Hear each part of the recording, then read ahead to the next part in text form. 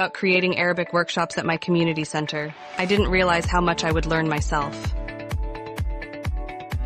I met Tom, a professional language coach at B2B, who opened my eyes to the beauty of language. At B2B, each session became a journey, filled with laughter and shared stories.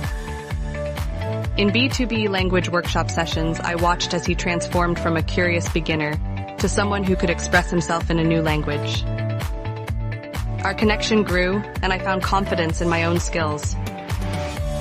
As we prepared for our showcase, it hit me how much this experience meant, not just for him, but for me too. Together, we celebrated our progress, proving that language is more than words. It's about building bridges and fostering understanding.